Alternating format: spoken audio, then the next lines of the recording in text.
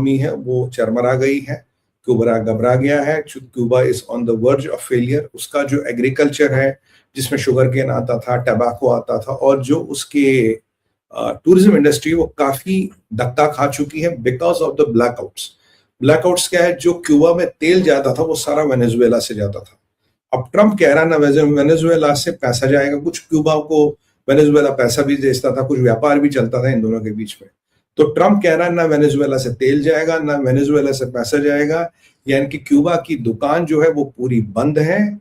Last year का एक estimate आया है कि जो क्यूबा है यहाँ करीब वेनेजुएला ने केवल 27,000 बैरल तेल पर डे बेच पा रहा था, जो उनका 50% कंजप्शन भी है नहीं। ट्रम्प ने सारा रोक दिया है, कोई भी तेल क्यूबा में नहीं जा रहा बिकॉज ऑफ तेल नहीं है, पावर नहीं है, इकोनॉमी नहीं है, एग्रीकल्चर और टूरिज्म दोनों चरमरा गए थे, सैंक्शंस, ब्लैकआउट्स, ये सब। अगर अब तेल और पैसा बिल्कुल जाना बंद होगा तो इन अ वे ट्रम्प बात कर रहा है, अगर मैं इसको एनालाइज करूं, एक इकोनॉमिक ब्लॉकेड ऑफ क्यूबा की एक इकोनॉमिक ब्लॉकेड की बातें कर रहा है। और ट्रम्प ये कह रहा है कि भाई अगर इकोनॉमी से बात नहीं बनेगी तो मुझसे डील कर लो, तो भी इकोनॉमिक ब्लॉकेड। आप ये कह सकते हैं कि क्यूबा का इकोनॉमिक ब्लॉकेड शुरू हो गया, ट्रम्प कह रहा मुझसे बात कर लो। यदि आपने मुझसे बात नहीं की, यदि आपने अमेरिका से डील नहीं की, तो मेरे पास सारे विकल्प खुले हैं। तो इस लिस्ट में कहीं ना कहीं क्यूबा भी ऐड हो गया। और क्यूबा में एक समस्या है, क्यूबा में ये समस्या कि मार्को रूबियो क्यूबा के उनके रूट से, वो क्यूबा से आए थे, और क्यूबा को लेके मार्को रूबियो को बड़ी खुंदक है। अब मार्को रूबियो को वेनेजुएला का वाइस रॉय तो बताया जाता है, तो रूबियो साहब शायद क्यूबा के भी वाइस रॉय बनना चाहते हैं। और उनको तो जो क्यूबा को लेके धमकियां ट्रम्प दे रहा है, ये बड़ी इंपॉर्टेंट है कि आप इसको हल्के में नहीं ले सकते। क्यों? क्योंकि मार्को रूबियो का यहाँ पर्सनल इंटरेस्ट है, पर्सनल स्टेक्स है यहाँ पे। वैसे भी मैंने आपको कहा, अगर अमेरिका की राजनीति का अभी कोई न्यूमेरो यूनो है वो मार्को रूबियो है। जेडी वेंस और हमारा पीट हेग्सेथ थोड़ा हल्का चल रहे हैं। वेंस का सितारा काफी डूब चुका है, डूब क्या चुका है, he is not in the limelight. पीट हेग्सेथ लाइमलाइट में नहीं है, मार्को रूबियो लाइमलाइट में है। तो सीआईए का जो असेसमेंट है, सीआईए कह रहा है कि ऐसा नहीं है कि कंट्री बिल्कुल डूब जाएगी, country can not survive the blockade. Cuba ने पहले भी ब्लॉकेड्स को सर्वाइव किया, क्यूबा ने पहले भी आर्थिक प्रतिबंधों को सर्वाइव किया है, पर अब की बार जो ट्रम्प काटना चाहता, वो काटना चाहता है तेल। यानी कि जो आपके व्हीकल, जो आपकी इलेक्ट्रिसिटी, जो आपके जनरेटर, जो आपका पावर सिस्टम, मतलब तेल कट गया तो गाड़ियां, एनर्जी सब होगा। तो energy blockade, economic blockade along with a military threat or otherwise sign the contract with me। ये ट्रम्प का नया क्यूबा वाला पैंतरा है and it is serious. Cuba America long run में सिक्योर करना चाहेगा, क्योंकि आपको याद होगा Cuban missile crisis was hell of a problem. और मैंने अमेरिका में एक चेंज देखा है, ये बहुत सटल चेंज है, आपको दिनों में आप देखेंगे, आपको ये दिखाई देगा। वो चेंज ये है कि अमेरिका अब कहीं ना कहीं जाके चाइना का नाम दबे लफ्जों में लेने लगा। आप यूजुअली पिक्चर्स देखिए, आप मूवीज देखिए, तो आपको लगेगा यार इन अमेरिकन को तो रशिया का हैंगओवर है, वो कोल्ड वॉर हैंगओवर है, वो 50-60 साल तक वो हैंगओवर चला, तो that has gone into the DNA, वो हैंगओवर निकला नहीं है। पर अब जो मैं देख रहा हूं, एक क्यूबा एक चाइना को प्रति, चाइना को लेके बहुत सतर्क हो रहा। तो यहां अगर मैं ट्रम्प के कार्यशैली पे, ट्रम्प के प्लान्स का एक समरी खींचूं, Iran work in progress, Mexico का ग्राउंड इन्वेजन कभी भी होगा, और क्यूबा को उसने धमकी दे दी है। Greenland is work in progress, जो मैं बात करने वाला हूं अभी ग्रीनलैंड पे। तो 4 कंट्रियां, मैंने आपको वैसे ही बोला, मैंने कहा भाई ये अभी what do you call this, क्या नाम है इनका, कोलंबिया को अभी नहीं छेड़ेगा, बिकॉज यूरुग्वे, पैराग्वे और निकारागुए को वो नहीं छोड़ेगा। ट्रम्प कुछ भी करता रहे, अमेरिका का मीडिया कुछ भी कर, they are not his priority, but Cuba definitely can be his priority. Trump is creating so many scenes कि हम पता नहीं लगा पा रहे हैं, पर ये कहां जाएगा, यहां जाएगा, यहां जाएगा।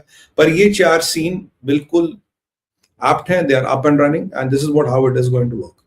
ठीक है जी, ये आपको मुझे बताना। तो मेरे को आपको एक और चीज समझानी यहाँ पे, वो है कि ग्रीनलैंड पे क्या अपडेट है। ग्रीनलैंड पे अपडेट ये है कि मार्को रूबियो वहां जा रहे हैं 2-4 दिनों में, और ग्रीनलैंड से एक फाइनल बातचीत हो रही है। ग्रीनलैंड में जो कल तक हुआ वो आप जानते हैं, मैं उसको रिपीट नहीं करूंगा। आज अपडेट क्या है, आज अमेरिकन मीडिया, ट्रम्प की सरकार, अच्छा ट्रम्प की सरकार is doing the media management very well. कारण क्या है उसका कि ट्रम्प खुद मीडिया मैनेजमेंट करता है, ट्रम्प खुद लेक्चर दे रहा, ट्रम्प खुद मीडिया प्रेस पीसीस कर रहा, ट्रम्प खुद रिपोर्टरों को आंसर दे रहा। पहले देखा हमने ट्रम्प, रूबियो, हेक्सेथ और जनरल साहब दे रहे थे. Now Trump has taken the onus on himself to brief the media. Trump किसी को मीडिया से बोलने नहीं दे रहा, और जो भी ट्रम्प का वर्ड है वो लॉ बन जाता. So he is managing the media through direct PCs, yeah, through social, and in my opinion that is the best way to manage the media. कि you hear it from the horse's mouth. भैया मुझसे ही सुन लो, मैं ही करने वाला हूँ, मेरा पास सब dish है. अब जो अमेरिकन मीडिया क्लेम करता है कि ट्रम्प ने एक special joint project operations group होता है, एसपीओजी जिसे कहते हैं. एसपीओजी में आर्मी, नेवी, एयरफोर्स का कंप्लीट समावेश होता है, राइट, जो कमांड स्ट्रक्चर्स को चलाता है. कमांड स्ट्रक्चर्स के ऊपर ही एसपीओजी है जो स्पेशल प्रोजेक्ट्स को टेक ओवर करता है. Again they are joint commands. तो ये बोला गया कि एसपीओजी से एक प्लान मांगा गया है कि अगर हमें ग्रीनलैंड का इन्वेजन करना है, अगर नहीं, अब हमें ग्रीनलैंड का इन्वेजन करना है, ये इन्वेजन कैसे होगा, आपके पास प्लान क्या है, कहां से जाएंगे, कैसे जाएंगे, how do you plan to kind of take Greenland. ये ट्रम्प का प्लान है और ये मीडिया को बता दिया गया है, राइट. ये मीडिया को बताया गया है क्योंकि media is kind of letting know कि, और मीडिया को ये बताया गया है कि हमने एसपीओजे से प्लान मंगाया है, जबकि वास्तविकता ये है ट्रम्प के पास as we talk, as we speak, they will have a plan. The plan is getting deployed. Plan का काफी पार्ट डिप्लॉय भी हो गया होगा. और जो कल ट्रम्प ने एक हिंट दिया था कि भाई चाइना के डिस्ट्रॉयर, रशिया के डिस्ट्रॉयर वहां है, रशिया की सबमरीन्स वहां है, चाइनीज सबमरीन्स वहां है. And I have, based on my analysis and based on what I understand, I am 99.9% sure आज अमेरिका की न्यूक्लियर सबमरीन्स भी ग्रीनलैंड के आसपास घूम रही है, ग्रीनलैंड के आसपास घूम रही है. और यहां से उसने एक बहुत विकट परिस्थिति कर दी है, बिकॉज जो ट्रम्प का बड़ा गेम है, ही हैज सेड कि ठीक है भाई, मैं अब ग्रीनलैंड पे मेरा एक युद्ध नीति, अटैक प्लान बन रहा है.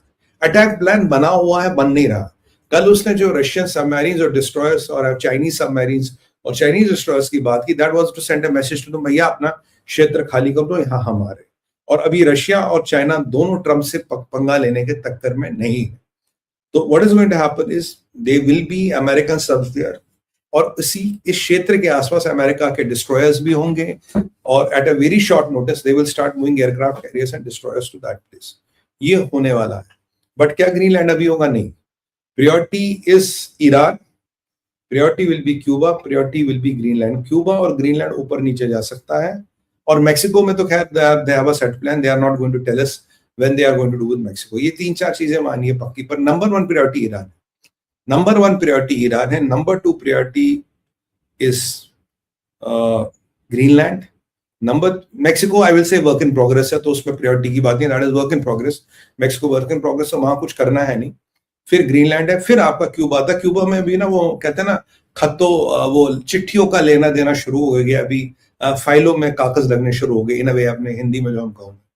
सो that is how it is going to. अच्छा, मैं थोड़ा हिंदी और इंग्लिश का प्रयोग करता हूँ कभी कभी, ताकि हमारा हर तरह का ऑडियंस है, so even they are able to understand a bit, so that we are doing a mix and match between Hindi and English, so that you guys, तो कि आप लोग को समझने में थोड़ा आसानी रहे, कंटेक्स्ट मिलने में थोड़ा आसानी रहे, राइट. ये हमारा दूसरा है. अब ग्रीनलैंड के लिए ट्रम्प ने समस्या इसलिए खड़ी कर ली है. कल तक ग्रीनलैंड का अपडेट था कि हम ग्रीनलैंड सोच रहा है थ्रू डेनमार्क, क्या वो नेटो का चार्टर 4 रिवोक करेगा. चार्टर 4 आपको याद होगा क्या है. चार्टर 4 ये है कि जब मैं फॉर्मली नेटो के हर मेंबर को एक फॉर्मल नोटिफिकेशन दूंगा और डिस्कशन के लिए बुलाऊंगा, boss I am being attacked by फलानी फलानी फलानी, and we through being a NATO country I am asking for a discussion and deliberation, what should we as a NATO do if this becomes a reality. अब कल जब Denmark कह रहा कि मैं ये कर सकता हूं, करूंगा नहीं, कर सकता हूं, कल तक था हम ग्रीनलैंड पे अटैक कर सकते हैं. ट्रम्प ने गेम खेला. ट्रम्प ने आज बोल दिया मैंने अटैक प्लान मंगा लिया. अटैक प्लान इसके पास है, आई एम नॉट सेइंग इसके पास नहीं है. नाउ जब इसने अटैक प्लान मंगा लिया है, what is the position of Denmark. Denmark के पास विकल्प है, इधर you back off and call it a day, chill your heels, फिर I am going to do what I am going to do. Marco Rubio तुम्हारे पास आ रहा अगले हफ्ते, वो कॉन्ट्रैक्ट साइन कर लो, वो that you will be a part of US, that annexation kind of way, otherwise will do the hard way. तो डिप्लोमेसी को चांस दे रहा, और इतने में मिलिट्री बिल्डअप कर रहा. वो डिप्लोमेसी को विश्वास ही नहीं करता, वो मिलिट्री बिल्डअप कर रहा. Diplomacy is only a tool to buy time. which is not a bad strategy. Diplomacy should be a tool to buy time, क्योंकि मिलिट्री का काम मिलिट्री करती है, डिप्लोमेसी नहीं कर सकती। और इतने में अब डेनमार्क इस ना कैश 22 सिचुएशन। कल तक था प्लान बनेगा, आज कह रहा प्लान दे दो ना। Will Denmark go and revoke charter 4? अगर उन्होंने चार्टर 4 रिवोक कर दिया, सोचिए परिस्थिति, नेटो के 28 मेंबरों के पास चिट्ठी गई कि भाई डिस्कशन करना है। इमेजिन अ सिचुएशन इफ एक मेंबर उनमें से अमेरिका भी है, तो अमेरिका को चिट्ठी आएगी डेनमार्क से, भाई साहब हमें पता लग रहा है कि हमारे ग्रीनलैंड को खतरा, और ये खतरा हमारे तुम्हारा एक कंट्री नाम है अमेरिका, वो शायद ये कह रहा है, उसका प्रेसिडेंट है ट्रम्प, को कह रहा है मैं तुम पे हमला करूंगा। सो सर आप क्या कहते हो, how are you going to save us from Trump? So Mr Trump, how are you going to save us from Donald John Trump? That's exactly how the letter will look like. और ऐसे में क्या होगा, now there is a time frame कि इतने time में आपको जवाब देना है, देन मीटिंग वगैरह ये सब होगी, maybe the generals meet and all. अब सोचिए, there might be good few countries which will typically abstain. वो चिट्ठी को लेंगे, फाड़ के डस्टबिन में फेंक देंगे, फाइल में लगा देंगे, दे विल नॉट आंसर। अगर चिट्ठी का जवाब नहीं मिला, जो नेटो की टूटने की बातें हो रही, 70 साल के मिलिट्री अलायंस की हिलने की आपको मैं बातें कर रहा था, वो फिर सत्य हो जाएंगे, फिर ये मिलिट्री अलायंस हिल गया। If 10 people decide not to respond, America of course will not respond, decide not।